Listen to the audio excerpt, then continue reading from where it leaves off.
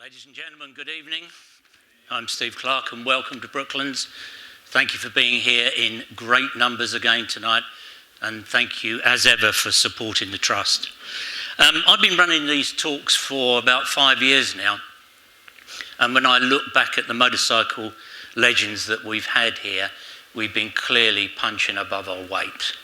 And I look back just to remind you, the late great John Surtees, Agostini, Jim Redman, Jamie Whittam, John McGuinness, Ian Hutchinson, Freddie Spencer and Peter Hickman. And I'm delighted to add another name to that list tonight. So will you please welcome Shakey Byrne and Steve Parrish. Thank you, mate. That way. That way.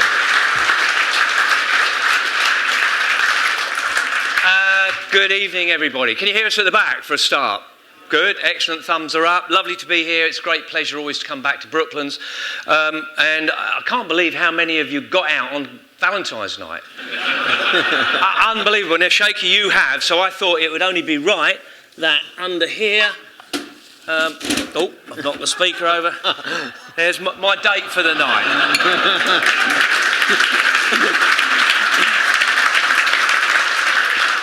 And you might actually take them home and tell my wife that I got them for her. Out of the kitchen, so you can't have them. You can't have them.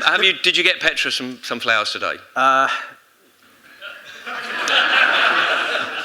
I did take her for lunch. Did you? Okay, fine. Okay, I've actually because we're here tonight. I've booked my wife a table for tomorrow night, or booked us a table for tomorrow night, which I know she's going to be cross with because she's shit at snooker.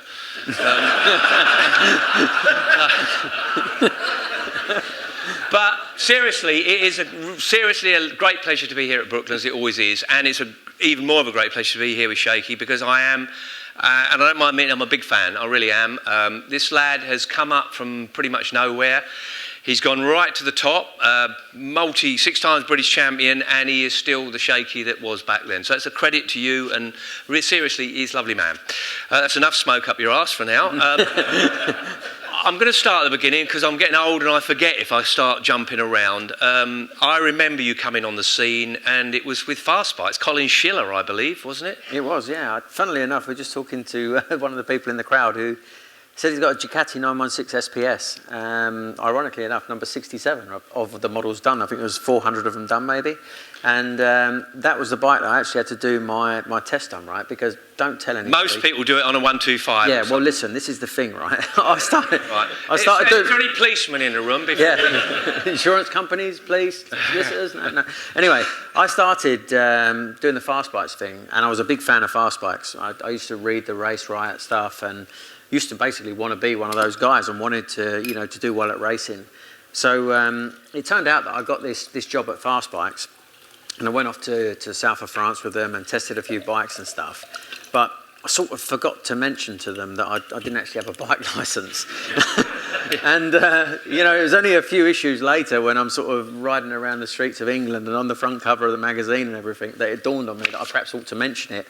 But I was so scared about losing the whole, the whole job and the whole thing that I didn't want to say nothing. So when I told Colin, the guy who owned the magazine, look, I've got a bit of a confession. It's not a biggie, don't worry. I don't actually have a bike licence. He just absolutely wet himself laughing and demanded that I did it on a 916 SPS, which at the time was like the cream of the crop. And you were allowed to do that then, no? Well, yeah, apparently so. Oh, right. I thought you had to be a certain capacity. Well, no, you start with I can't remember what we started with, like a GS 500 Suzuki or something like that, and then I think there's like a couple of stages, isn't there? But, so we have something in common, because when I first got involved with truck racing, I went off and they gave me these trucks to drive around the road, and I had no HGV or anything or stuff like that. So it doesn't really matter, does it? No. Yeah, so you need the licence when you've got a trailer anyway, don't you? You can take that back bit off and you don't need it anyway, do you?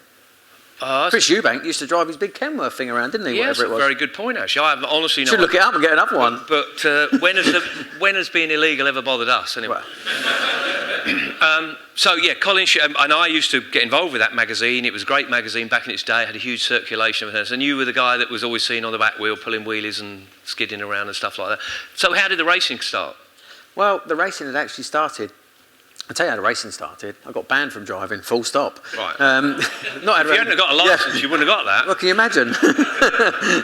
I actually got banned from driving cars, and at the time, I figured I'd be smart and buy myself a road bike, and I thought, wow, it's got to be the way forward, not realising that actually the licence covered both, and if you lost it for the car, you lost it for the bike anyway, but that was like a minor detail, as far as I was concerned. I was banned in a car, and that was that. So I bought this road bike, and I had it on the road for like 6 days, blew the thing to smithereens, and thought, you know what, this ain't working. I got banned from driving cars, not bikes. I've got this bike, I need to go racing, and it was an RGV 250 that I had at the time. Right. So I thought, right, I'll strip it, turn it into a race bike, but I kind of priced that up and realised that was going to cost a fortune, and ended up part exchanging it for a race bike that was already done, and away I went. That was it? And what, Bemsey Club Racing? Bemsey Club Racing, 2-track. It's quite funny listening to Steve. We were talking about Bemsey and how it was kind of founded here. Yeah. And Dave and Bernadette, who ran Bemsey at the time, were really, really kind to me, really helped me out. And I rocked up at this track day thing. I guess it's like a track day, test day thing or whatever at Liddon Hill. And it was a little bit damp, and it was like February or something like that, probably around this time of the year. Late February, gone out on track, and I'd come from a little bit of motocross. I'm skidding this thing around sideways everywhere and block passing all these track day riders or whatever. And Dave Stewart actually had pulled me to one side and gave me one of those talking tos that you mentioned about, and essentially said, look, you can't do that, but if you do this, this, this, this and this. And from there on in, they started helping, and away we went. It's pretty quick, though. From what I remember, you were pretty fast up into the national series, anyway. I was really quite lucky, because I actually genuinely did 2 track days. I did that day at Liddon, where I got nothing but get told off, and I went and done a track day at Brands Hatch on the Indy circuit. And I used to work in a motorbike shop, right? So I started as What bike shop was that? A shop called Colwyn Motorcycles in Sittingbourne. Okay. Started off being a mechanic, and I really wasn't that great at that. One of my first jobs, in fact, was we were a Yamaha main dealer, and this guy bought a brand new at the time FJ 1200 ABS, right? Supposed to be the creme de la creme. So the mechanic there says to me, right, I want you to drop the oil out of it. It's done 500 miles. I'm going to put some new oil in it. And I remember him just didn't know no different, right? Give me this torque wrench about as long as this room, and he's like, right, make sure when you took the oil out, put the sump plug back in, do it back up, right? So I've got hold of this torque wrench right at the end, and I'm pulling it. I'm thinking, cool, I'm going very tight. And next thing you hear, it snap, and I was like, ooh. Dave, about that bolt. And that was that. So you got it torqued up to 300 foot-pounds or something? Something like that, yeah. Well, anyway, all the guys in this shop, they were like, oh, you've done a bit of motocross, you've knocked yourself about a bit. You wait till you fall off a road race bike, you won't bounce so well then. So this second track day, right, I'm coming up towards Surtees. I don't know if you all know the layout, but on a 400, it was probably 80, 90 mile an hour. And the inevitable happened, and I fell off. So I've lost the front, slid along, and I'm laying. I'm thinking, oh no, this is going to work, this is going to work, this is going to work, this is going to work, it's going to work. Here comes the pain, here comes the pain. Hit the grass and come to a standstill. It don't hurt at all. But yeah, no, shortly after I found out that they actually do quite hurt. Eventually, obviously it does, and the situation we're in now. But then the National Series came along, and who was your first sponsor then as such? Well, I was very lucky that, I probably ended up paying for maybe 3 or 4 rounds. So everything I had. Money from the bike shop that you I bought myself. I was working on the London Underground at the time. Oh, okay. Not driving a train? I got the sack from being a mechanic. I wasn't very good. Right. But no, not driving a train, no. I did have a go at that, though. There is no policeman in there, is there? We used to work in this thing, right? And essentially what would happen is we'd get sent off as gangs into whichever tube station. We'd have to go and fix, change sleepers, change rails. Sometimes we'd change whole stations. But there was this one particular time we're in the sort of west of London, and we're at this place where they keep all the trains, basically, and do some maintenance work on them. And my dad was like the boss as such, so I didn't really have to work that. So he got you the job? Yeah, he got me the job, yeah. I was absolutely useless at everything else. Anyway, I said to my dad, Dad, I need to go for a wee or whatever, and I disappeared off into this, I guess you call it like a hangar, if it was an aeroplane place. And there's a load of trains in there, so I've snuck into one of these trains, and I did have a bit of a do, actually, going backwards and forwards, but don't tell anybody. Health and safety. I reckon I could have pulled it off. Yeah, I'm sure you could, yeah. Right, but your first sponsor was God, you must. I'm trying. Did Fastbike help you a bit then? Fastbike's helped me a little bit. I was sponsored by a guy called Alf Cooper, who had a company called Cotswold Communications, Right. and a former, it wasn't British Superbikes then, but a former British champion, Mark Linscott. Oh yeah, I remember him. He'd be a bit younger than you, a bit older than me, Yeah. but he kind of helped me out, and he worked for Alf at the time, and Alf was like this guy that was essentially going through a midlife crisis and bought himself a couple of race bikes, and Mark persuaded him that it'd be a good idea to give me one to use in the Bemsey 600 Championship in '97. And Alf could use the other one, so we'd both do the novice and the Supersport Championships, and yeah, I got going from there, and I don't think we really lost many races from that year, and then up we went. And it did go up and up and up, and what impresses me about you, Shakey, is that you kind of done everything really, World Superbikes, Moto GP, British Superbikes, and so on and so on. If you had to say, where was the greatest thrill from? I mean, I remember you riding that flipping Aprilia thing in Moto GP. that did hurt, didn't it? Yeah, that put hairs on my chest, that did. It was that was a man's bike. Yeah. It's really difficult because, you'd love the idea, obviously, you start this journey and you dream of being world champion, and nothing other than world champion is going to... And Moto GP is the pinnacle, isn't it? It is, yeah. I mean, to be honest with you, I was kind of coming through in an era where you had your Schwanzes and your Rainies, and there was no UK guys or British guys, since Barry. The British scene had all gone pretty quiet, hadn't it? Yeah. So 500s really wasn't the place that you'd look. You had some guys that would go there on crap bikes and not do very well. But you know what? It doesn't matter. You bring Lewis Hamilton and you put him in a car that's the worst car in Formula One. He'll be the worst guy in Formula One plus a little bit, because that's how it is. The bikes at that level sort of semi-dictate where you're going to finish, which is why right now we've got Hondas and Ducatis, maybe Yamahas every now and again, sort of there or thereabouts. But take one of those riders off of the Honda and put them on whatever's the worst bike, and the results change. That's how it is. So it's difficult to quantify. I want to be world champion. I still do. I don't think it's going to happen now, but I still do. And in some ways, not making that, not becoming world superbike champion, for instance, kind of, it's like hard to take. I think that I thought I had the ability to go all the way, but like you say, you spread yourself a little bit thin. You have a couple of years in MotoGP that weren't quite so successful, and then you go to World Superbike and things don't work out, and then you end up back in BSB. But I've had a lot of fun doing that. I mean, you basically, I guess it's worked for you. You've been on really good equipment and everything else. But back in those MotoGP days, and I was there commentating, you and Jeremy on that Aprilia. You remember when you smashed the R car up in Turkey? We went through, let me tell you now, right? Steve Hamilton here is driving, right? I'm there working for BBC. Let's just start the story off, because you... No, don't. Hang on a minute. What about my little... Listen to this. This was brilliant, right? So you go through towards Istanbul to go to where the... Turkey, wasn't it? Turkey, yeah. To go towards this thing, and there's this péage, right? And I said to him, we've been stopping at this thing for like 3 days. I said, lift the boot up. He's like, what are you on about? And the car had a button in the thing, didn't it? We lifted the thing up, didn't we? We went flat had out the number plate through. on the boot, so as soon as you lifted the boot up... We didn't have to pay the toll. No, yeah. Genius. Yeah. It was genius. But then he smashed the car up anyway.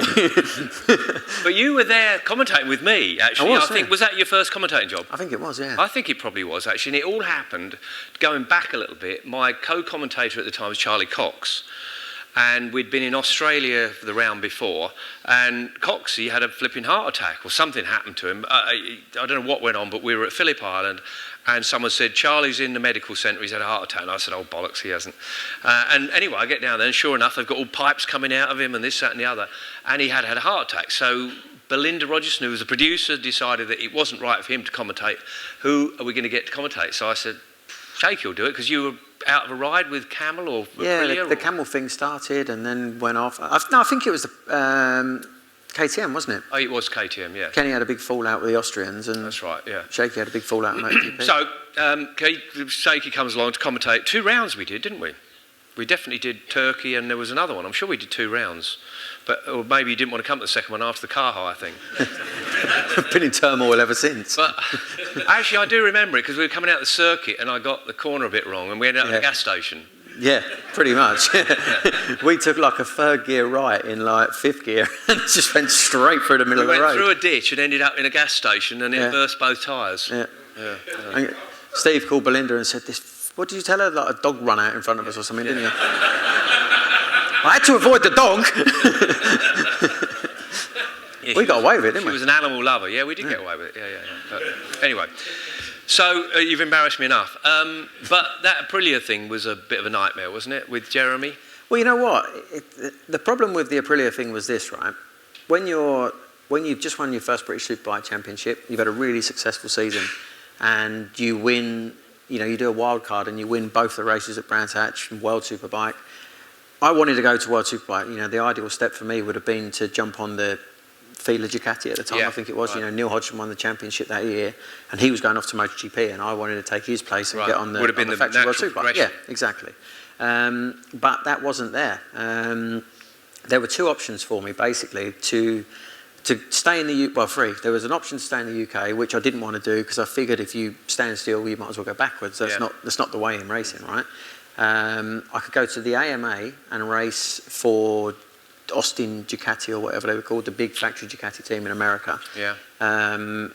Or I had the option, I had a call from Aprilia in the MotoGP team, and they basically put together this package, and this is sometimes the things that people don't see. You might see a rash decision to jump into MotoGP and think, oh well, just done that to get out of BSB. But actually, what I signed was a 3-year deal, right? And the deal was based on doing a test or two on the current bike that set Colin Edwards on fire, so that was a result.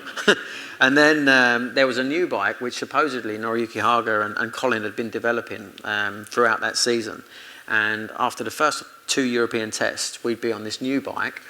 Aprilia expected the new bike to be better, but knew I was new to MotoGP, so they gave me a year to learn the tracks, a year to get better and to have a proper go at it, and then the option of a third year. So it was no sort of short term, I know what I'll do, I'm just going to do MotoGP for a year. It was like a proper thing. But unfortunately for us, when Aprilia did the deal, everything was cool, and Aprilia owned Aprilia, but 5 minutes later, Piaggio bought them and said, your MotoGP bike's shit, we don't want to do it no more. So I was like, oh, right, okay. So yeah, that was us. But most importantly, did you get a 3-year contract pay? I got 2. Oh, okay, all right. And I got paid by KTM. That's right, so I remember that you went up. to KTM. Yeah. Right, okay. Right which result. was also not real good.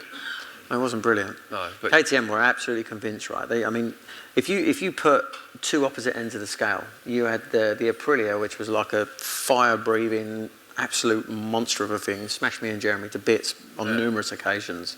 And then you had the KTM, which, like our T-Maxes, you could probably ride to the shop. Someone over here. Kurt Trieb was the guy. He came from Formula One. Right. It was so that the power delivery was so linear and so soft that when you got on the throttle in the middle of the corner, it was almost like not that it had a throttle cable, but it was almost like the throttle cable was an elastic band, because by the time it had built its momentum up and got going again, you were already out the corner and been passed by about 4 bikes.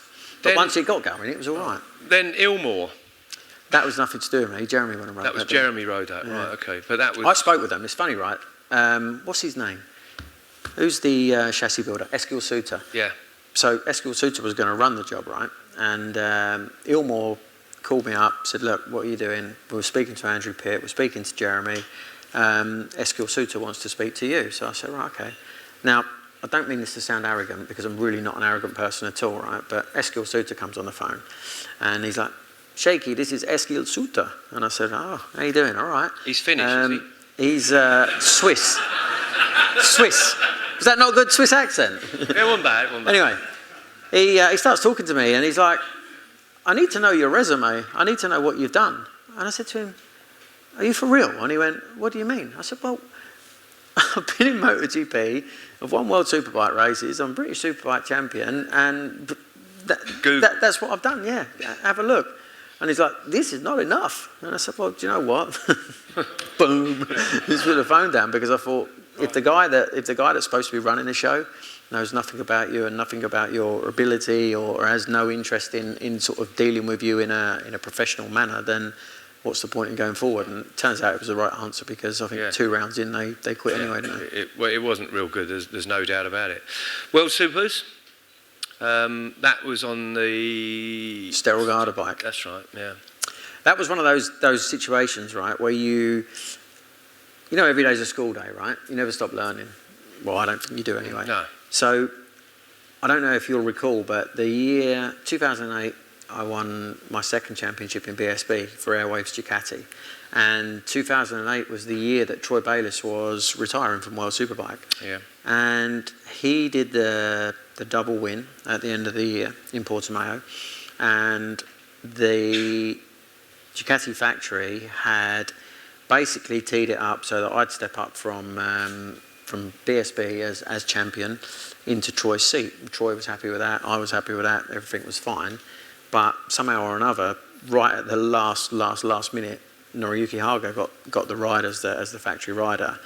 So they said to me, don't worry, we have another seat. We have the Sterile Garda team, you know, Max Biaggi's been in there, Ruben Zaus has been in there. Great team, really, really well funded.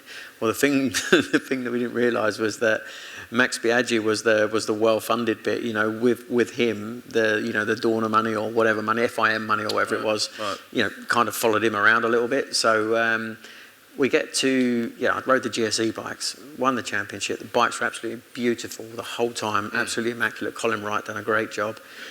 And I turned up at Portimao, and it was the first year that World Superbike had been to Portimao, so Max had jumped off a couple of times and Ruben had jumped off a couple of times.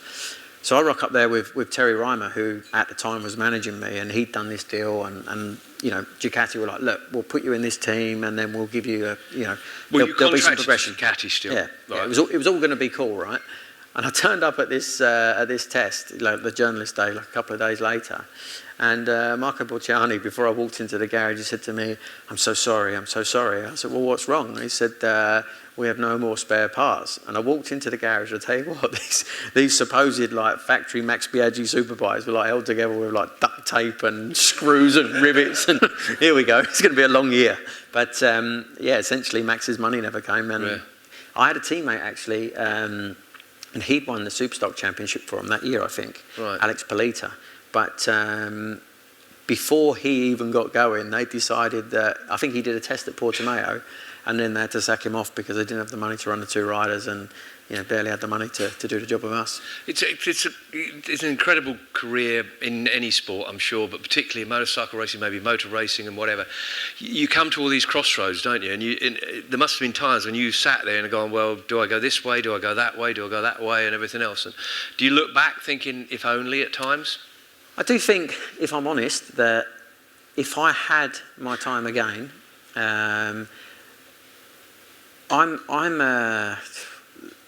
listen, I'm me, right? I've made some decisions with my heart rather than my head. You know, Right.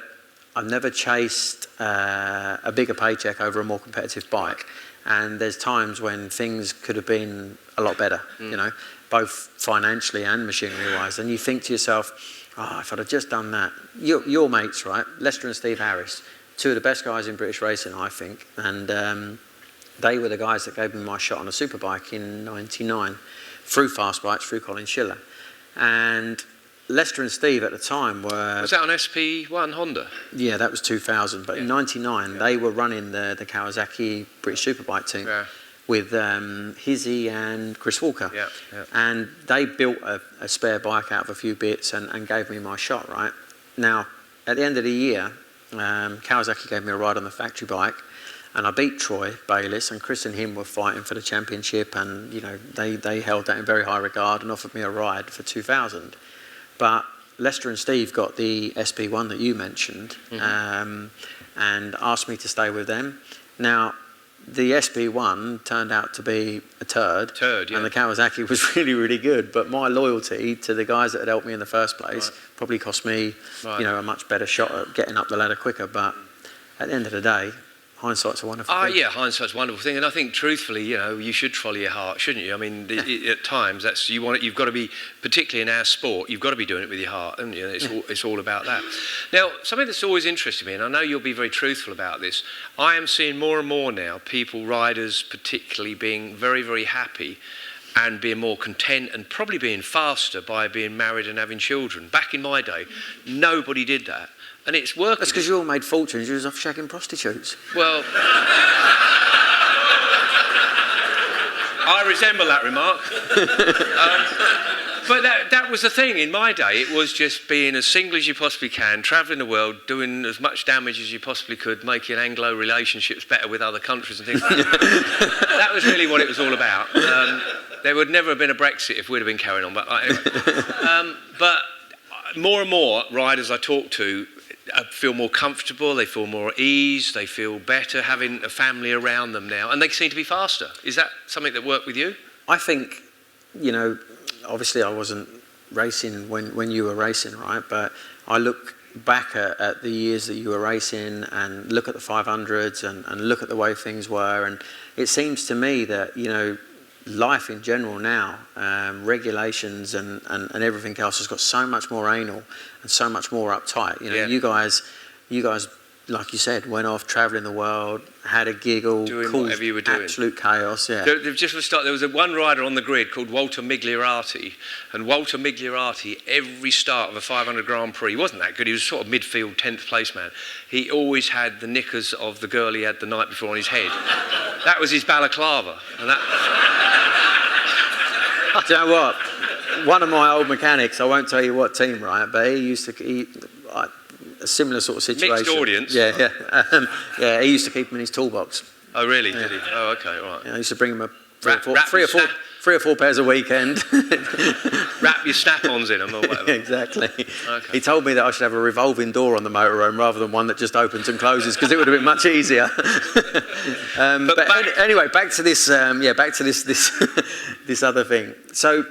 You guys, it looked to me now as a racer in sort of current times that everything was that much more laid back, that much more fun and that much more enjoyable. Well, everything now has got really, really anal and, flipping out, you've only got to think about driving off your driveway without your seatbelt on and you're going to probably get locked up for it. Unless you're Prince Philip. Yeah, well, exactly. But see, even he can't do it now. But yeah. I think that...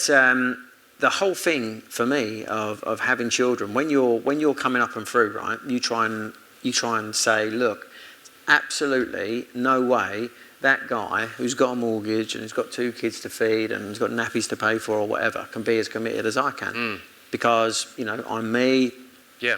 I can do whatever at a drop of a hat. I can train all day. I've got nothing to look for. You know what I mean? Nothing other than my job in your life. My You're life. focused, yeah, aren't you? That's me. Yeah, but. You know what? I spent probably the first 5 or 6 years of my superbike career trying to convince team managers of that. And then a little bit later in my career, I did settle down. I did get a wife. I did have a son. And it's really, really funny, because I think when things are going really, really well for you and you're winning all the time, everything's easy. Sure, Everybody's your mate. You're the best rider in the world. Yep. You do this. Nobody's got your talent. Nobody's got your experience. It's all you hear around you. It's like a constant thing, like feeding your ego. Everyone's saying yes, aren't they? Yeah.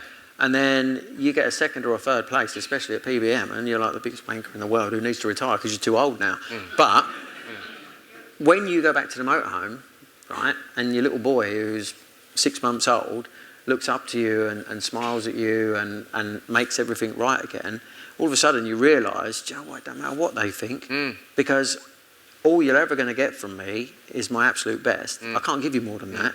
Okay, so if my absolute best on any given day is a win, perfect. If it's a double, great. If it's a gentleman's set with pole, double win, fastest laps, even better, right?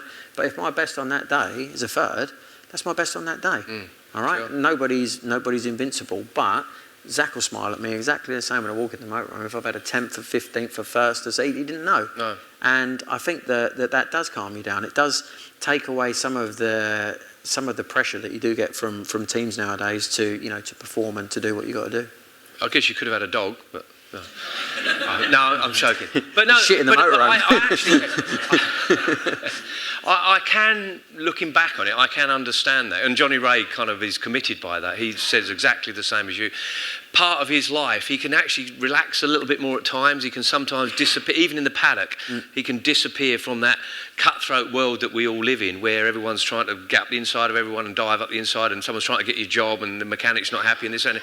You can go away, probably chill a little bit, relax, and as you rightly say, you've got undiluted love coming from you there, and go back out there slightly refreshed. Yeah, I'm sort of understanding that a little bit now. I think that some racing paddocks are a little bit like a soap opera. You know, like you go to BSB, it's like being in EastEnders. It's just there's a bunch of snakes that are acting rather than Ian Bill and whoever else that's in EastEnders. But you know, it's a great place, as I said just a minute ago. You know, when everything's going right and you're winning and you're successful, you are. It wouldn't matter if you was 85 years old rocking up on the grid. If you was getting pole, well, he's got so much experience, you know, he's so fast still, he could do this, he can do that. But if you was 85 years old and you finished second, wow, I don't even know what he's doing, risking his life at his age. He ought to have retired years ago. But it's just how it is. Unfortunately, that is the kind of the sport that we've got and the love of it. And it wouldn't be the same actually whether it be football, tennis, cricket. You know, you're unfortunately you're easily judged, aren't you? That's the difference. At the end of that day on Sunday evening, you have got a position there. Whereas if you're perhaps, I don't know, selling biscuits or something, it's not quite as defined. And I think you're going to find this, and I know you're going to be good at TV because you're doing it already. You're not going to get away from it. There's always going to be someone up the inside of you trying to get your job doing that, and someone doing it a bit cheaper for you, and this and that and the other. And unfortunately, we live in this very competitive. That's why I spend so much time around you trying to learn all the tricks. You are trying to learn, yeah, but I'm redundant and old now. But I think it's a very interesting situation how things have changed. Arguably, I think, and I'm just using my side of experience, maybe back in my day it was a bit more dangerous, and you possibly didn't want to put a family through that because there was more people dying left, right and centre. Now, don't get me wrong, you've had a bad accident recently, but I am absolutely intrigued to see how more and more people are looking at their sport and the way they can chill and relax a little bit more by doing other things as opposed to being, because you can burn yourself out, can't you? You could be 99% of the time focused doing that thing and you're burnt out and stuff like that. Now, you've got to tell me, Jeremy McWilliams told me this story, and I don't know if you can confirm or deny this. Donington. If it's from Jeremy, I'll deny it. Was there a doorbell under your motorhome at one point? I have to say, I gave him points for this because I thought it was quite funny. But I didn't. No, I know you didn't. Jeremy McWilliams, who you got a kind of love-hate relationship with you two, I know you have, because it's like been very, very competitive. He's the old bloke you're going to be saying, what the hell's he doing out there, this, that, and you're the youngster. But Jeremy told me he got you know those not Bluetooth, but like electronic doorbells that have got a range of 10 yards or something. You stick it on your door outside, and you can press it and it goes to a ringer inside your house and stuff like that. Now, Jerry put one under his motorhome, and you thought... He put it underneath the sofa in my motorhome, and I bought this big trick motorhome, right? Got to Moto GP, I thought, right, brand new, wasn't it? Big. Making a statement. Slide outs all over the place. I thought I was the boy, right? So I'm in there, and I've got my revolving door on, and it seems like every time I'm making a cup of tea, this doorbell goes off. And I'll be like, there it goes again, it's got to be a smoke detector, it's got to be something. Just wait there, it won't be a minute. And I've been running around the motorhome looking for this flipping thing that was going off. It took ages to find out. And yeah, they used to be looking out their window, pressing the button, watching them doing this and this. I must admit, I thought it was quite funny, and in fact, I've used it myself since, so I'm really good, yeah. I've got it under my wife's bed. If it weren't for the... You mentioned a little bit a while ago Paul Byrne, obviously a great patron of our sport. He spent a lot of money doing it, but it's got to be tough because he hasn't got so many commercial interests in the situation as most other teams. Yeah, it's funny with Paul, you know, because I've been really fortunate, and our relationship worked well because he expects results, he pays for results, and fortunately, I delivered them quite well. But you know, you find yourself in a bit of a cocoon, if you like, because Paul does not care who he upsets. Couldn't care less. It could be his dad, it could be his kids, it could be the closest person to him. The RAC rally people. Yeah, he don't like them much. But because of that, you know, you have this kind of freedom in racing where, you know what, if the Kawasaki was a crap bike that day. Kawasaki was a crap bike that day. You know, you couldn't go and say as an official Kawasaki rider, do you know what, the bike weren't up to it this weekend. Right. I gave my best and we just didn't get the bike right because Kawasaki or whoever put the money into the team wouldn't appreciate that.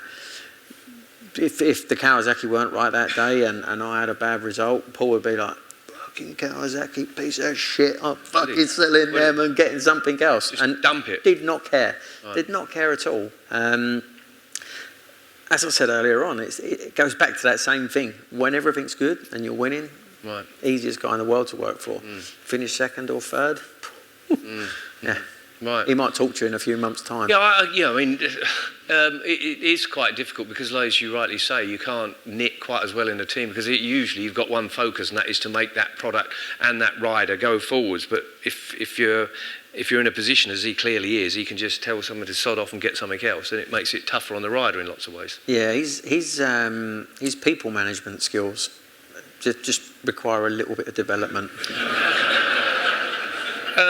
And I don't wish to pry too much, but how come he doesn't have to work?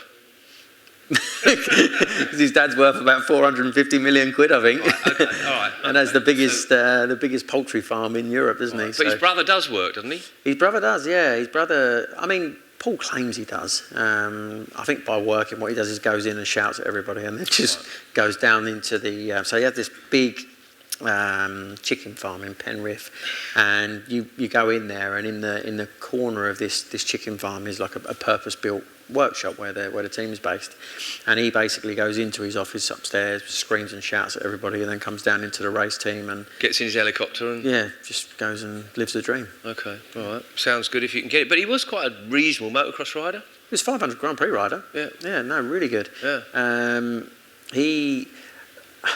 He's quite a good rally driver by all accounts. He's not allowed to do it no more, but Right. his son actually is testing the rally car now. I saw recently that Frank. I did see that, and he's just been out in Dubai racing in Formula Renault, I think his son is. And GTs. Okay. For the same team. For the Sicily Motorsport team. Right. They've got like a GT4 car or something, an AMG GT4 car, and he went and tested that. I think they've done really well. Yep. Really well. And again, not wishing to pry, you kind of parted on reasonable terms? No. It's difficult with Paul. You know, as you say, everybody has a shelf life, and I wouldn't say we've fallen out. No. But he still hasn't told me that I'm not riding for him this year, although I don't think it's going to happen anyway. But you're going to turn up? I might do, actually. I might just get Alpine stars to make me some new levers. All right, boys, let's go. The doctor would be like, yeah, it's... okay. Paul's all right. Paul's cool. Yeah, okay. Back, so he jumps in his helicopter. You loving helicopters? Yeah, I'm back up flying again at the minute, actually. But you started many years ago. Yeah. You started doing it, then you stopped, then you've now started again. Costs a fortune, doesn't it? I know it does. Don't tell me. That's why I've got a fixed wing. Get one of them. They're half the price. Which makes it all that much easier. Yeah, I did. Do you know what? I did 8 hours. I think you probably remember, right? In 2002, I was living in Sittingbourne, and Rochester Airfield's quite close, right? I decided I was going to learn to fly planes, so I've gone to Rochester, and I've got this guy, an older gentleman who I'm fairly sure thought he was Biggles. I've gone up with him. We've done a trial lesson. He's given me the yoke, given me the pedals, had a cruise around. This is easy. Now there's no problem. So anyway, I've gone back up for another one, like a week or so later on. I said, yeah, I reckon I can do this. I reckon I'd have a go at doing my licence. So he said, right, okay. And we finished the lesson. The lesson had gone really, really well. Done a load more flying. Hadn't taken off or landed or anything yet, but I sort of had control when we were up in the air. Still thought I had it dialed. Anyway, get down, and he's like, right, okay, so you want to do your course? I was like, yeah. So he walked into this little back room. He come back out with about 15 books, all about that fat. And he went, you've got to learn this before you can go solo. You've got 10 hours to learn it. You need to do that exam, that exam, that exam, that exam. And basically, from here on in, we need to do some classroom work. And this guy turned this aeroplane flying thing, the thing I wanted to do and I thought was going to be really, really cool, into like just the complete and utter arseache. Yeah. And I'm I'm not Charles Darwin. You went to school, didn't you? I went to school. Okay. I'm not Einstein. No. But I'm not a div either. No. But I just looked at all this stuff, and you know when you think to yourself, you're deliberately making this harder than it needs to be. And I did about 6 hours, got to the point where I was taking off and I was landing and I was flying about. But he was like, right, have you learnt air law yet? I was like, no. Done one more lesson, you've learnt air law? No. Well, you don't really much point to go much further. So I said, you know what, don't want to do it anyway. Right. So I gave up on the aeroplane thing. But the helicopter thing's completely different. But you've obviously had to do all that stuff, but someone obviously got you into it in a nicer way, I guess. Cheated. Oh, okay. Yeah, No. it's easy to cheat it, honestly. No. I did. So I did. You've never seen so much writing on the inside of someone's palm in your life. They put me in my test in the classroom. It had all the books in it. Did they? Yeah. It was just, I took my phone, but You then need- I was a need bit to- more. I was later than you. I mean, we could get the internet and everything by then. okay. What happened? I went down and this guy, right, come up to me at Brands and he was like, would you like to go up in a helicopter? And I thought, do you know what, I'd love to, really love to. I've been fascinated with them since I was a kid. So he arranged for this flight for me, went up in a Jet Ranger, and I absolutely loved it. He's like, do you want to have a go? Blah, blah, blah. I said, yeah, I'd love to. And had a little go at the controls and whatever else. Now, I've got to tell you that flying a helicopter and flying a light aircraft are completely different, right? Yeah. So when Steve takes off, and very capable pilot, but he can take off, and essentially what he can do is either set his autopilot or trim his aeroplane so that it will fly on a heading. You always fly off headings for an amount of time, change heading, and that'll get you to wherever you're going to go. And then when he gets near where he's going to go, he'll take control of the thing again and land it, and that's it, job done. But in a helicopter, you get up in a helicopter, you let go of one stick for about 2 seconds, and the thing wants to spiral into the floor. Now that might sound a little bit iffy, but the thing with that is, it means you always have to control it. So you're always doing something. And, you know, like if we took this bit of paper now, right? Steve's notes on, let's just make sure he's not going to tuck me up first. There's nothing.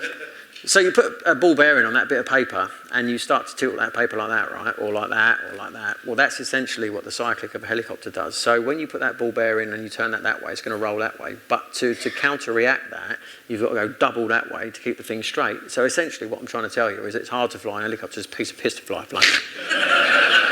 But I can fly helicopters. Unless you're rich, because my mate's got an R66 and he put an autopilot in it. Now he just let go of it all and everything else like that. But yeah, I have flown. I've done quite a lot of hours in helicopters, and you're absolutely right. They don't want to fly. You have to fly them the whole time, and then it makes navigating harder and it makes everything else harder. I've got an iPad for that. Oh, yeah, I've got that. Skyscanner. Yeah, first. Not Skyscanner. Sky Demon. Sky Demon. Yeah. No, but never the get less. It's harder to look at stuff and do things and change your radio frequencies when you've got both hands full. Yeah. You had a bit of a scare, actually, didn't you, over the coast of Belgium or somewhere, Holland? Holland, yeah. Years ago it was, right? I just converted to I'd done the majority of my hours in a Robinson 44, which is a piston engine version of the helicopter Steve just mentioned. Great training helicopter. Usually people learn in a 22, which is a two-seat version of the 44. I'd done all of my training in the 44 and then converted into jet engine, Jet Ranger helicopter. But because I'd done so much just recently in the 44, I was in Moto GP at the time, and I was going to World Superbike at Assen to discuss going World Superbike racing in 2006. So I said to my instructor lady that used to teach me, I want to rent the 44, I want to take it over to Holland. So she said to me, you can't. I said, what do you mean I can't? And she was like, have you got a map? So I've got a Garmin. Sky I don't need a map. No, I didn't have that one out then. Right. I bought this Garmin thing, right? It's typically me, all the gear, no idea. I've got this Garmin, I'm like, that'll be absolutely fine. She went, what if the satellite goes down? So, you know when someone's always got an answer for something, right? So she's like, you're going to have to get a map. I said, well, where do I get a map from? I need to go to Holland, like, today. And she's like, you can't. You're going to have to fly down to Shoreham, which is down near Brighton. There's an airfield down there, and there's a shop at Shoreham called Transair. Go and buy your maps, come back, and then the next day you'll have to go. So long story short, got all that done. Got to... Couldn't she lend you a map, for goodness sake? Too tight, didn't she? I bet she had one as well. Yeah, I bet she did, yeah. Do you know what? I'm going to ask her. Yeah. I'm supposed to be flying tomorrow. Hey, I've got a phone here. Put it on, yeah, text me. So I got there, like 6 o'clock in the morning, ready to go to Holland, right? Never flown over the channel before, never flown over water before, and just thought, it's no problem, it's just a helicopter, it'll be fine. So anyway, go through all the procedures. You have to ring the airport that you're going to go into. I was supposed to go into Rotterdam to get fuel and then on up to Assen. So I'd planned this route in my GPS thing that I bought, this Garmin thing, chucked the map in the back of the helicopter anyway because I didn't need that. And then took off, and Janet said to me, look, promise me one thing. She said, if you get to the coast of Dover and you can't see the coast of France, don't go. Right. It's hazy, don't go, right? I said, yeah, no problem. So I had 2 friends with me, we took off, flew down to Dover, which is literally 5 minutes in the helicopter. Had they been taking a tablet or anything to sit in the back? Yeah, sedation ones.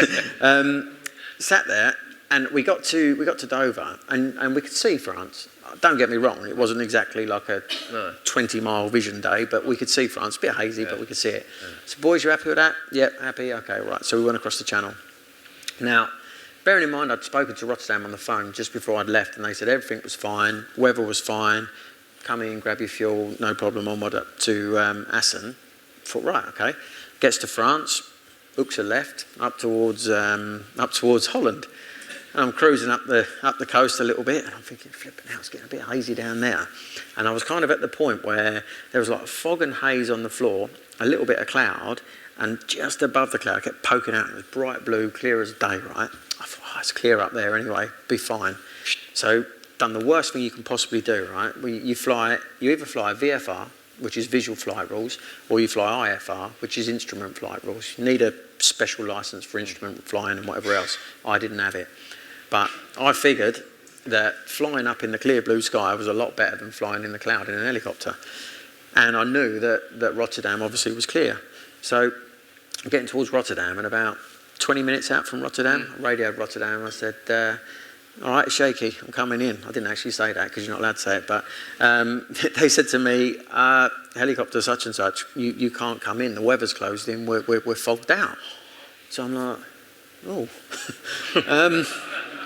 All right. They said, you're going to have to divert. We're going to have to divert you to another airfield. The guys in the back got a headset on there hearing this? Yeah. But they don't have a clue. They don't know what it was on about. So they said to me, you're going to have to divert you. There's an airfield, Schiphol. We want you to go to Schiphol, right? I said, Schiphol? Never flipping heard of it. Anyway, give me a heading to turn onto to go towards this Schiphol airport, wherever that was. Right. Turns out it's Amsterdam's main airport, and it's like the biggest airport in Europe. You'd know it as Schiphol. Yeah, I know it as shithole. Trust me. So I've figured now I need to get back below this cloud, right? And that's a bit of a problem because helicopters and cloud isn't a great combination at all. No.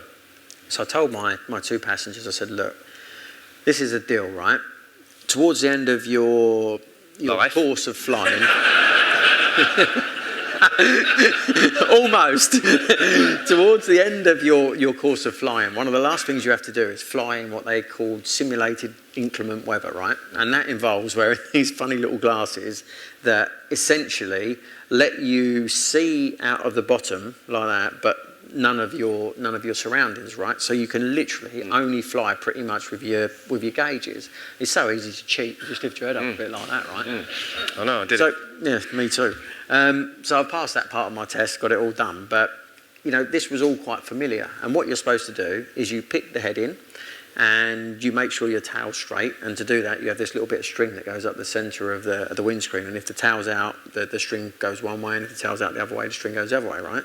So you pick your head in, set your speed, and I figured that if I turned out towards the sea, I weren't likely to bump into a skyscraper or anything, and I could go down below this cloud. So I said to the boys, right, boys, we're going to have to go down through the cloud. And they're like, yeah, well, let's just get there. Where's the prostitutes, blah, blah, blah. And all of a sudden, I've put this helicopter into a descent, right? 500 feet per minute. We're at 2,000 feet, so 4 minutes, essentially, you'll be in the water. So we start descending, and we're going down, and we're going down, and we're going down. And it's getting greyer and darker, and they're getting quieter. And the people from Schiphol are talking to me, my registration, where are you, what are you doing? And I explained that I was trying to get down through this cloud and whatever else. And I keep going and going and going, and by now it feels like an hour, right? And can't see a thing. Like when I tell you, you might as well be like that, you might as well have been like that. But this helicopter is buffeting about in the clouds, and they say the only way you can survive in a helicopter, if you're in cloud, is by completely forgetting your instinct, right? Because your instinct will tell you that the thing's upside down, backwards, left, whatever else. You just got to look at your dials. Now, you have a pressure setting on the altimeter which tells you exactly how high you are, right? I'd set my pressure setting to what Schiffer told me, and we come down to about with 100 feet, maybe 50 feet from the sea itself. And I thought, fucking hell, we ain't getting out of this. So I've had to level out, right? But just at the point where I've decided, no, we can't go no lower, my mate in the back must have been watching the altimeter and he started screaming. And when I say he started screaming like a baby. And I absolutely shit myself, right? He pulled the power back into the helicopter. And, you know, like obviously the blades spin one way or the other, right? So the helicopter wants to rotate on the blade. So if you don't put enough pedal in and you pull some throttle, blades spin faster and the helicopter wants to turn, right? So it's called yaw. And that bit of string on the dash or on the window goes like flipping horizontal. So he started screaming. I've gone like that with the thing. The helicopter's gone sideways. So I'm looking at this dial. The string's pointing over there. And I'm thinking, oh no. And Schiffer onto me, are you okay? And I'm like... absolutely nothing would come out. Honestly, it was the scariest thing that had ever happened to me. So climbs out, back up, get me a little bit of string straight. And I back up out of the cloud? Back up out of the cloud, yeah. And I'm like... we still got like an hour's worth of fuel. It's not a stress, but I'll tell you what, I was done. I just wanted to get out the thing, right? And get back up into the blue sky. And Schiphol radio, I said, look, sorry, couldn't get out, blah, blah, blah. And they said, well, keep coming in, the weather's going to clear. So we're going in towards Schiphol, which I'm still thinking is some little fucking farmyard strip or whatever. And all of a sudden, I see this hole in the cloud, right? And the boys are chatting away, and I'm like, well, don't worry, we've got fuel, everything's going to be all right. And then I see this thing, and I like dump the lever and throw the thing down through this thing. My mate's like, ah! I go down through the cloud, and now we're at like sort of 200 feet, and you're not allowed to fly at anything less than 500 feet above any man-made object, right? So we're buzzing in towards this little farm strip at 200 feet. Can't see nothing, right? And I'm concentrating, and they're like, right, such and such, you need to change frequency. You know, you need to change to tower now. And I'm like, fucking hell. The little farmyard's got a tower frequency as well, so I change frequency, get onto that. Oh yes, Schiphol, you know, change your transponder. You know, we can see you. You're sort of 2 miles to run or whatever. And I'm like, right, okay, perfect. Just get me out of this fucking helicopter. And then all of a sudden, I shit you not, right? It was almost like I'd gone 100 miles in like a split second. I'm sort of 200 feet coming in like this, and all of a sudden there's just fucking jumbo jets and fucking Virgin Atlantic taking off, and there's me buzzing around in this little 44 above them all, and I'm like, oh my God, my head rolled off, absolutely rolled off. And then to top it all off, it was quite a breezy day, and they got me onto this runway that they wanted me on, this little side runway thing, and they held me in a hover, a crosswind hover, for what felt like, again, like 20 minutes, and I'm sweating. And I got out of the helicopter, and the boys were like, you did well there, you did well there. And I'm like, we ain't getting back here. Let's just get a taxi home and leave it here. Phone up Janet, she can come and get it. Well, it absolutely done me. And the funniest thing was, left Schiphol after probably what was about an hour or something. I'd have got myself together, left Schiphol, and the air traffic control guy says to me, right, I want you to depart north of Amsterdam, not below 1,500 feet, blah, blah, blah, on whatever pressure setting. So I was like, right, repeat the pressure setting, not above 1,500 feet. Got up to about 700 feet, and the cloud was there, and I turned everything off. Stayed at 700 feet the whole way. There you go. You thought you were coming to bike night, but actually it's the CA, and we've got a gentleman from the CAA over there that wants to have a word with you after. Don't joke. But yeah. I mean, I have to say we've all had a bit of a scare, and you learn from them. I mean, if you survive them, you learn from them, and that fixes you up. TV going good. You're enjoying doing what you do. Eurosport, working with Matt and the boys. Good team. Think that's going to be something that will keep you occupied? I think in the in the immediate future, it kind of has to. Yeah. I mean, I'm not meaning to count chickens and just assuming that sure. They'll want me. I mean, I'd like to think that we can get something done and do that for this season, because it's not looking overly great for a comeback this year. Not at the moment. I had a hospital visit on Tuesday. I was going to say, where are you with your injury? Well, the problem is, essentially what happened to me is I slid into a wall head first. Now, if you break your arm, right, Steve will tell you, break your wrist, break your leg or whatever, you normally snap it and they put it straight, and sometimes they'll plate it, sometimes they'll screw it, sometimes they'll do whatever. But it's generally like a line through a bone, right? And it heals up really, really quickly. But my problem is that my the bottom of my skull, if you like. You know, if you put a CD on the table now and we hit it with a hammer and it just kind of obliterated, well, that's what's happened to the top 2 bones of my neck. And the problem with that is where your spinal cord leaves your brain and comes out and goes into your spine, it's protected by these 2 bones that are a little bit like armour, so they're supposed to be complete circles, but mine at the moment are a bit like my pants after that after that cloud episode, yeah. So there's like little bits of poo, yeah, floating about all over the place up here, and yeah, it's causing a few kind of frustrating problems at the moment. What, in the way it touches nerves or something's not? Yeah, like just, you know, sometimes it's difficult. I don't really want to get too far. I'm a doctor. Yeah, I know, that's what worries me. Do you know what, right?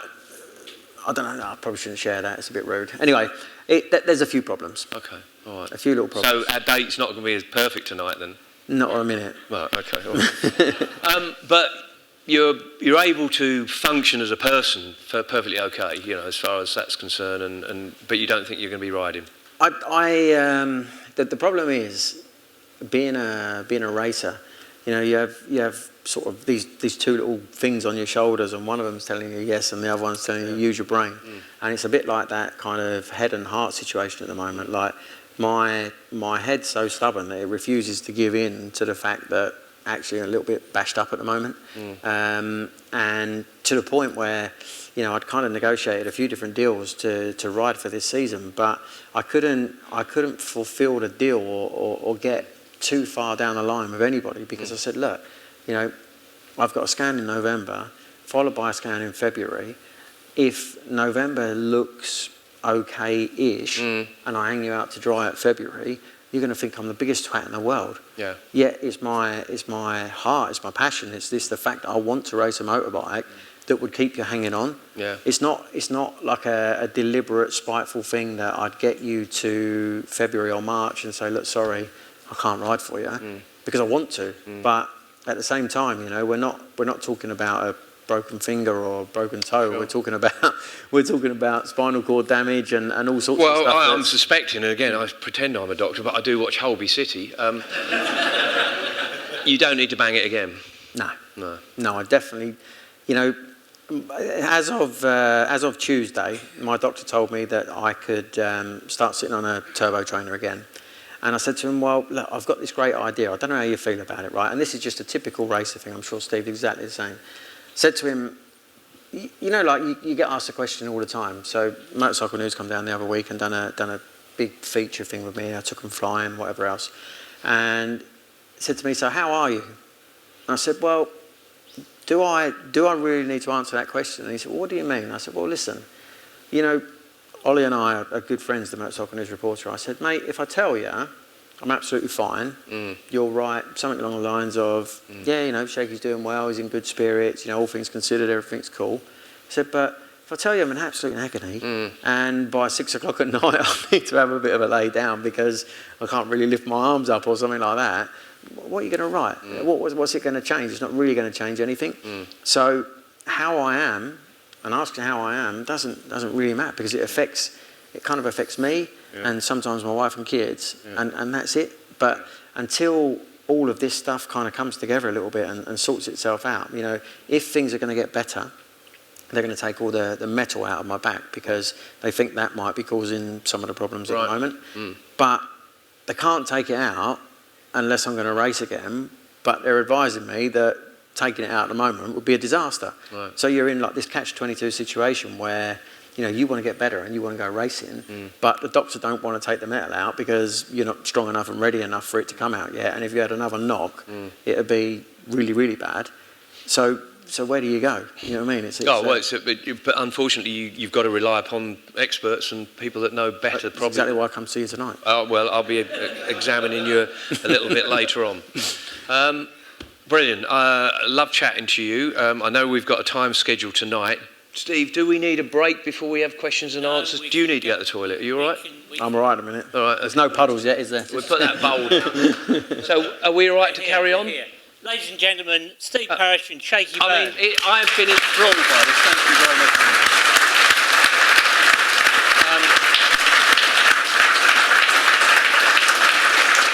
Just before we start on these other things, to say that you are with Matt Roberts, who wrote my book with me, going to be doing a book.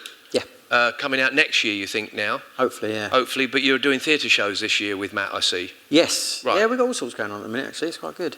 Yeah, I'm looking forward to seeing them. I think you're all over the country with Matt and so on and so on. If it's anything like tonight, you're going to have a cracking night. Brilliant. But I must just say, if anyone hasn't got one of my books and needs one, I have got some. I was only getting round to that, talking about yours, but I have got some at the back of the room if you need them later on the side. Apparently he's doing £5 sure they will. signs. Yeah, if Shakey signs them, they go down a little. No. We'll have the house lights up now so I can see where I'm going. But Steve, I've come to the conclusion you could have another career negotiating Brexit. Almost certainly, yeah. International diplomacy. Yeah. All I need is We might do a joint act as Prime Minister. Well, absolutely. Yeah. If I put a mask on, I've still got a chance, I think. Yeah, we could do it. Right, ladies and gentlemen, questions, please. Sorry to ask this, Shakey, but when we Don't saw... ask it then. Yeah, no, I'm going to ask it, but I'm sorry I'm going to ask it. When we saw you in the cage after the praying, most of us were thinking, it looks like there's no coming back from here. Is there a realistic chance of you getting your neck into a situation where it's strong enough to do this again? Do you want to know the truth? Yeah. Do you all want to know the truth? Well, when I crashed, I was pretty poorly, right? And pretty poorly to the point where my wife had been told, I always broke a couple of ribs, but if you come up, you can pick them up from hospital. So she rocked up at the hospital, and the consultant who was going to perform the operation was there. And he said, are you Mrs. Byrne? So she said, yeah. She said, she said, what's all the fuss? He's broke a couple of ribs. And he went, no, he's done a bit more than that. And she's like, well, I've been told he's broke a couple of ribs. The doctor said to her, listen, let's just talk about saving his life, and then we'll talk about his mobility, right? And my two kids were with her because she pulled them out of school, and sort of both of them grabbed a leg each, and she was like, what? But essentially, and they come in sort of 3 or 4 days. I was too poorly to have the operation. And what the doctor wanted to do was fuse the top of my neck completely and put these bars and rods and plates and whatever else he's done into my spine. But in doing so, I would have had a sort of strong neck, a 100% strong neck. It would have been perfect. But my wife actually said to the doctor, what's the other option? And he said, the only other option is to put a metal halo on him and see if it heals naturally. And she said, well, what does that entail? And he said, well, it's like 3 or 4 weeks with a thing bolted in his head and a vest and blah, blah, blah. And she said, will that let his head move? And the doctor said, well, there's a chance it might. It's a painful chance and it's a small chance, but it might. And she said to the doctor, take away his ability to race a motorbike by fusing his neck, you might as well kill him anyway. So go with the halo option. He'll take the pain, and if it works, great, we'll carry on, and if it doesn't, we won't. Now, we're in a situation where I've got some mobility back. I've got my helicopter licence back. I had to go for a medical, and some old boy trying to turn me into, what's them things where they lock an owl, you know, when they're trying to spin your head around. I went to this medical, right, and I said, I knew it was coming, and I knew exactly what he was going to do. So in the hospital, they'd given me these really strong painkillers. So I took about 4 painkillers before I got to this doctor's appointment. He's got hold of my head, he's ripping it around. I'm like, oh. And he's like, no, you seem to have good movement. That's fine. You can carry on. So as it stands right now, I've got to be patient. I'm not very good at being patient, but the positive thing is that every 2 or 3 months I've had to visit my surgeon, and now I don't actually have to go and visit him again until September. So with that in mind, you'd have to say that things are looking up a little bit, but it's going to be a long road. Okay, so the trend is positive. Trend's always positive for me. I've got no time for negativity. Well, thanks for giving us a truthful answer anyway. Thanks. No worries. Good luck. Any other questions, ladies and gentlemen? So, on your positivity, that everything's always positive, you must occasionally have bad days where you're not so positive. Speaking as someone that's also disabled and got a lot of recovery, nothing so exciting, unfortunately, as a motorbike crash. I was just born wonky. But how do you keep yourself going on the bad days? What keeps you so positive? Do you know what, honestly? I'd say that for me, the bad days just make the good days better. You know, you can look at yourself. You can feel sorry for yourself. You can, you know, get down sometimes, and you can think the whole world's against you. But you know, ultimately, in May last year, I nearly lost my life. I got told I was going to be paralysed. I got told that, you know, my life was going to change forever, and here I am talking nonsense to you lot. You know, it's not all bad. And I think that, as I said, you know, I always said in racing that the bad days only make the good ones better. You know, it doesn't matter how hard you try. If you give your best and do your best, and your best is your best, that's where you're at. So you don't have to look too far. You know, there might be somebody in the crowd right now who's much more poorly than I am, still turned up to come here and see me. You know, there's loads of people that are far worse off than we are. So just be positive for everything we got, and keep looking forward. Brilliant. Ladies and gentlemen, another question maybe. Shakey, did you, in your childhood, did you grow up around motorcycles, racing, people racing motorcycles and whatnot? I couldn't have grown up further away from it, to be honest. My mum and dad never even had a driving licence, so God knows where this ambition to ride a motorbike or race a motorbike come from. Funnily enough, just yesterday, I bought a little motorbike, right? And What, you didn't get it for free? No. You bought it? So I told you, that's why I've come to see you. Okay. When I was a kid, I must have been about 4 or 5 years old, my parents used to take us on holiday to Butlins, and we used to go to Bognor Regis, and at Bognor Regis there was like a little motorbike track, and they had these little Pooch Magnum X's. Now, I'd disappear off on this holiday, and I'd sit up on the wall, and I'd just watch the people that were allowed to go around on these Pooch Magnum X's for hours and hours and hours. And my cousin, who came on holiday with us, was a little bit older than I was. He got quite friendly with the lads that run the thing, or run the bikes. And I remember about, I don't know, a couple of days maybe before we left this campsite thing, he arranged for me to get a go on one of these little Pooch Magnums. So that was the first time I ever got to ride a motorbike, and it was like, I don't know. It found your life, I guess. That was me, yeah. And yesterday, typical, this is right. When you see something on eBay, right, I thought it'd be a great idea to buy one of them. I know exactly how much I'm going to pay for it. It got to about 5 minutes from the end, right, and I'm already like 300 or 400 quid over my budget. Someone outbid me. And I was like the next, whatever I put like a load of money into it and won it. So I went down to Hastings yesterday and collected this little bike, and I'm going to have it all kind of... It's a little Pooch Maxi, okay. Yeah. No, Magnum, Pooch Magnum. Do you want to see a picture? Yeah, I want to know what it looks like. You can buy it if you they want. still going down there? Yeah, they'll be a premium, aren't they? Yeah. Are they still going around down there? Right, I don't know. There was While a you're couple- finding was that, another there's a question. young lady in the middle Somewhere here. Yeah. Maybe a shallow question, but Desert Island motorbike instead of Desert Island discs, you can only take one. Your Ooh. favourite ever motorbike, which would it be? Oh. A Pooch Maxi. Magnum. Sorry. It's an ice cream. And it's not about... Is there something that... I don't know, your first road bike, your first race bike? I'll tell you what I did. I'll tell you a funny story, right? All right, yeah. Talking about motorbikes. I just recently bought...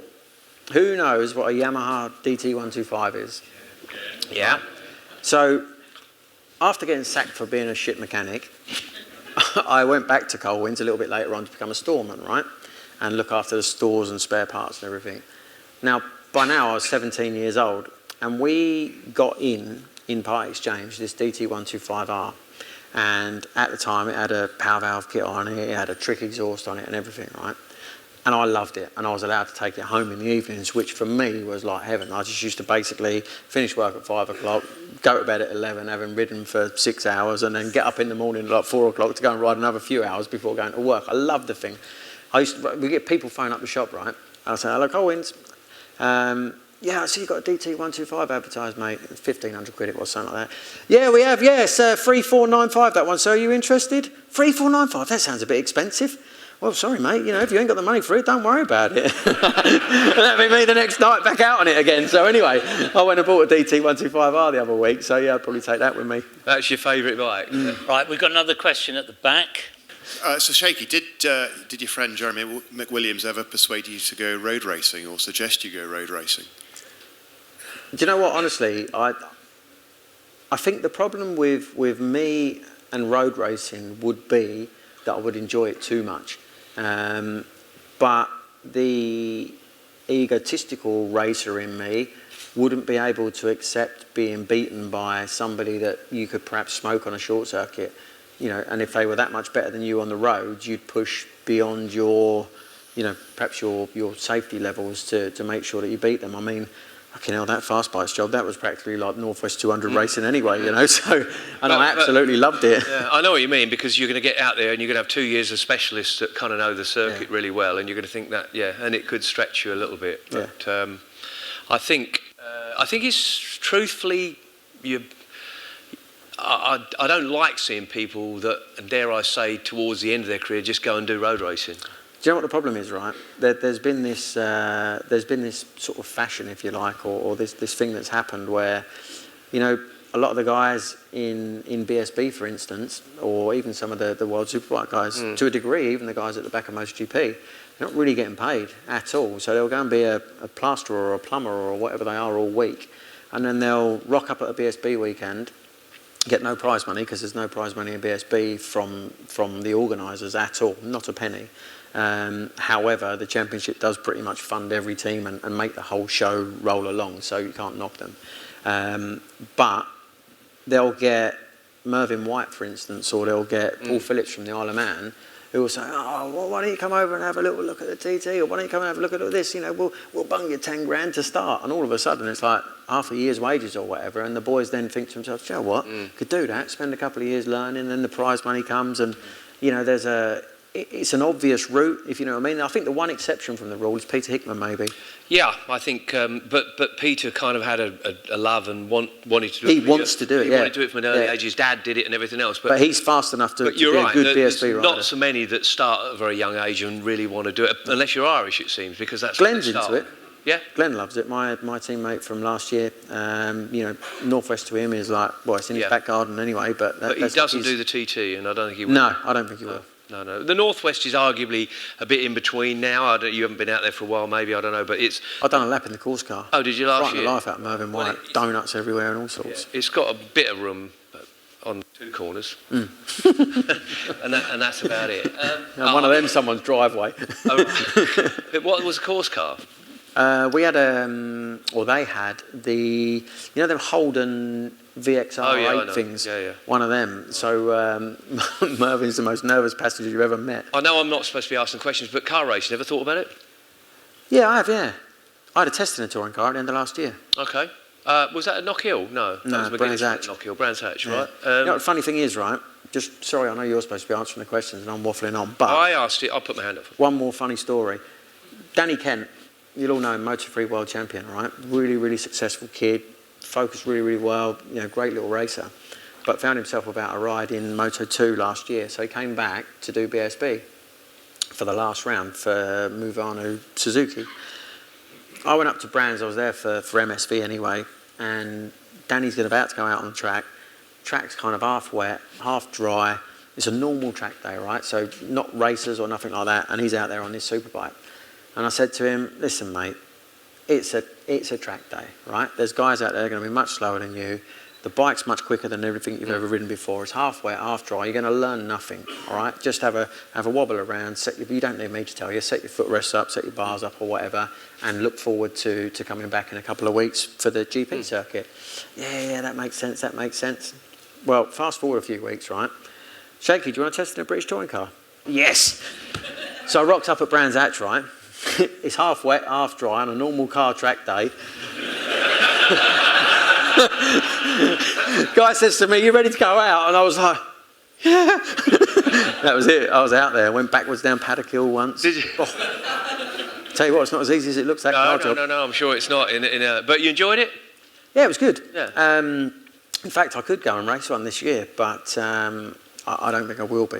Okay. You know, they have them hands devices. Yeah. I don't know if you've seen the drivers have the thing strapped on their thing, but you know, essentially, at the moment for me, because the metal's in my back quite near the top, right, and it's about that long. So where that bit's really strong because it's metal plated, any impact is going to jolt above it, and obviously the bit above it's no good anyway at the moment. So right. Impacting with another tyre will probably be a great idea. Right, but it's something you might think about. Yeah, I might have a do. Yeah. Yeah, why not? I mean, you got to keep out of a proper job for as long as you can. Well, I'm A celebrating. prime example of that. I'm in my 45th year now. And I'm not sure what I'm going to be when I'm older. All done, ladies and gentlemen, Shakey Byrne. Thank you very much. Pleasure. Autographs at the back. Just, if you can stay there for a moment.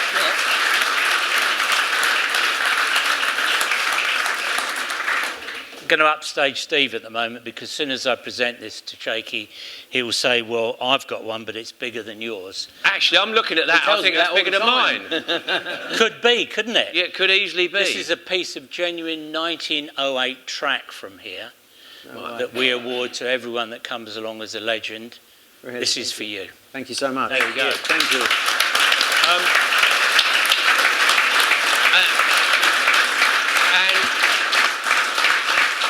Shakey was telling me earlier, going to pick his kids up from school, that someone drove past his nice new Range Rover and took the wing mirror off. I bet you wish you had that with you. Anyone like autographs? We're going to do them at the back of the room. But And there's a before book, we do that, there's a book, isn't there? apparently there's a book up the back, Right, so I'm told. okay. But what It's damn cheap tonight. I have brought along a BBC shirt that I was going to get Shakey to sign it, and as long as you don't sign it too big, then you can wear this and go in anywhere without a ticket. Any motor racing event. If you put that on, say your name's Charlie Cox, and you work for the BBC, you'll get in without a pass. But Shakey, if you wouldn't mind signing this, and then maybe we can auction it off. Do you I'll think? tell you what. We'll auction it, yeah, with pleasure. Got £10 in there. 15, would you go? 20, anybody for this? I've got £50 at the back. Any increase on £50 at the back? Signed BBC shirt. £75 here. At once. At £75. At twice at 75. It's going to be sold at £75. It is yours to whoever it was sat down there at £75. Would you please stand up and come forwards? At the back.